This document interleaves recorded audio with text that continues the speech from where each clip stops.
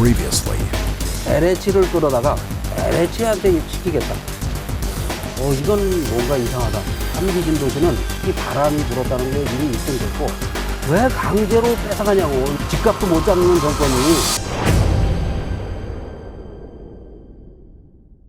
그리고 요즘 어쨌든 가장 이슈가 되고 있는 게 LH 사태예요. 그 직원 중에 지인들하고 한 42억 원어치 땅 사가지고 강 사장이라고 불린다는 그 직원.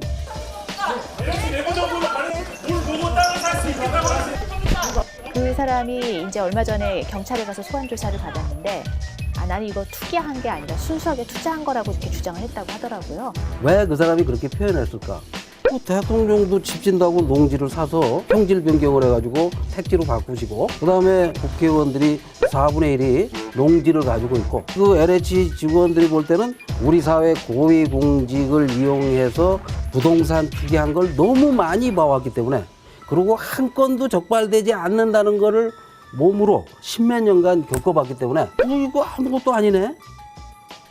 왜 나만 가지고 그래? 라는 생각을 하지 않을까. 그러니까 실제로 농사 지을 사람도 아닌데 농지를 사면은 그거는 투기라고 봐야 된다, 100%. 이미 그게 너무 만연해 있다는 거예요, 우리 사회에. 농사 짓지도 않은 사람들이 농지를 사서 농지법을 위반했는데도 처벌이 없어서. 이 시대에 와서도 그와 같은 적폐를 청산하지 못했다는 것은 참으로 부끄러운 일입니다. 윗물이 본인들도 그렇게 하면서 대통령께서 그걸 무슨 적폐라고 한다는 거는 그건 정말 동의할 수 없다. 지금 우리가 얘기하고 있는 LH 사태는 큰 도시를 짓기 위한 그 계획이 광범위하게 유출됐고 정부와 관계된 관계자들이 투기를 한 것이 밝혀져서 지금 문제인 거잖아요. 거기에 지금 더 큰 문제는 이 3기 신도시는 보상을 현금을 줄인다고 아파트 분양권을 주는 그런 형태로 법을 개정하는 바람에 50평짜리 토지를 20명이 사서 한 사람이 2평의 토지만 가지고 있어도 아파트 입주권을 줍니다. 저는 의도적으로 그렇게 했다고 봅니다. 늘공이라고 하죠. 그 사람들이 정책 실무를 다 담당합니다. 그 사람들은 어떤 정부가 와도 대통령 지시나 청와대 지시를 듣는 척하지 실제로 자기 이익과 주택 공급업자의 이익을 위해서 일한다. 그러니까 정치인들 뿐만이 아니라 지금 늘공이라고 표현하신 관련 공무원들도 다 말하자면 토건 세력들이랑 유착돼 있다라고 생각을 하시는 거예요. 그거를 저는 20년 건설업계에서 일을 하고 20년 시민운동을 하면서 40년 동안 토지 수용권, 토지 강제 수용권을 가진 나라는 이 지구상에 북한밖에 없습니다. 정부가? 네. 정부 및 정부가 권력을 위임한 국민에게 공기업이 그 권력을 서민 주안정 용도로만 쓰겠다고 준 건데 그 권력을 건설업자, 공기업, 재벌을 위해서 쓰기 시작하면 집값이 폭등을 합니다. 그러니까 이런 LH 사태 전반적으로 그 전 사장의 책임도 크다고 보시는 거죠? 매우 크죠. 자기가 SH 사장 3년을 했고 2014년부터 2017년까지 또 이 정부 들어와서는 2년간 LH 사장을 했고 장관까지 임명을 해줬고 근데 그 장관이 사건이 터지자마자 내 잘못입니다. 내가 관리를 잘못했습니다. 나한테 책임이 큽니다. 이렇게 했어야 할 사람이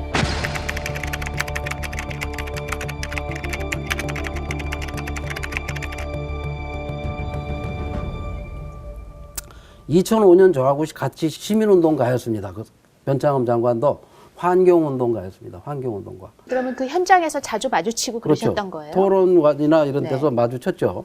그때 주장을 뭐로 어떻게 했냐. 그린벨트에다가 아파트를 짓는 게 뭘 잘하는 거냐. 무주택 서민이 3억짜리 아파트를 사기는 너무 비싼 거 아닙니까?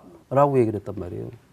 근데 자기는 SH 사장이 돼서 그때 3억이 비싸다고 하던 사람이 6억, 7억을 받았어요. 그린벨트에다가는 아파트 지으면 안 된다고 한 사람들이 3기 신도시는 100%가 다 경기도 그린벨트고 보전 가치가 매우 높은 그린벨트예요. 변창흠 장관은 이사 대책을 위한 입법이 마무리될 때까지는 자리를 지켜라라고 얘기를 하고 그 다음에 바꾼다고 그게 얘기했잖아요. 잘못된 거죠. 대통령께서 변창흠 씨를 장관에 임명한 것도 잘못이고 환경운동할 때는 분양원가 공개해야 된다. 그린벨트 하면 안 된다. 이랬던 사람이 정작 5년간 그린벨트를 파괴하고 분양원가 공개도 안 하고 국민을 속였는데 그런 사람을 장관 앉히면 이런 일이 생길 게 뻔한데. 그러면 다음번 장관을 누구를 시켜야 될까요? 어떤 사람을 시키면 좋겠다고 그건 생각하세요? 지금 우리 대한민국의 보통 가정이 가구당 부동산 가액이 3억 5천이고 가계 재산 총액이 5억이 안 됩니다. 평균적으로. 평균이? 네. 근데 우리 이 문재인 정부의 고위공직자, 장관이나 이런 사람들, 유명된 사람들 보면 평균이 국민 평균의 7배에서 10배 정도 됩니다.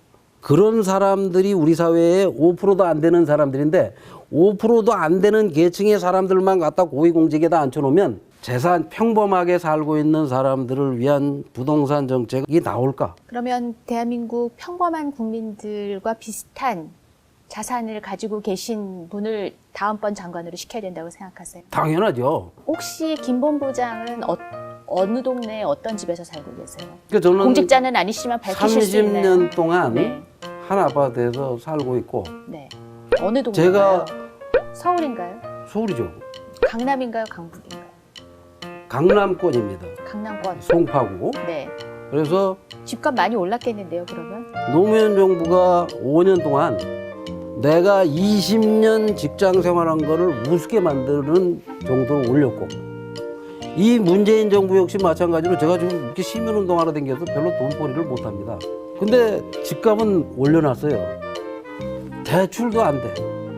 세금은 계속 올라.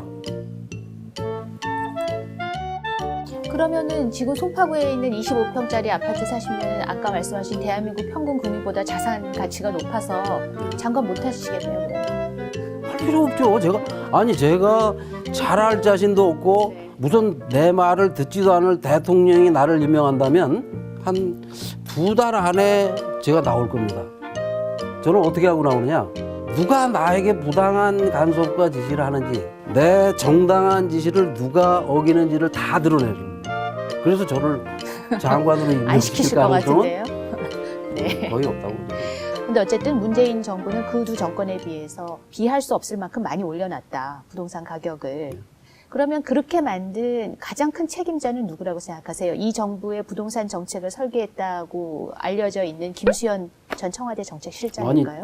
김수현 네. 씨를 제가 2004년에 제가 처음 만났는데 참여정부에서도 부동산 정책 실무를 담당하고 있었고 박원순 시장과도 서울시에서 부동산 정책을 했고 또 이 정부 들어와서도 부동산 정책을 했습니다. 그러니까 상당한 책임이 있죠. 상당한 책임이 있지만 이렇게 오랫동안 못하는 걸 방치한 책임 이런 것들이 가장 큰 책임은 우선 저는 대통령께 있다고 봅니다.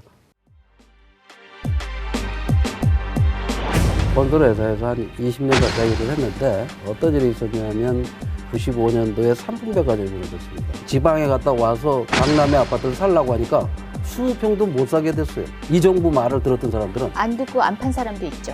말과 정책이 전혀 다른 길을 간 거죠.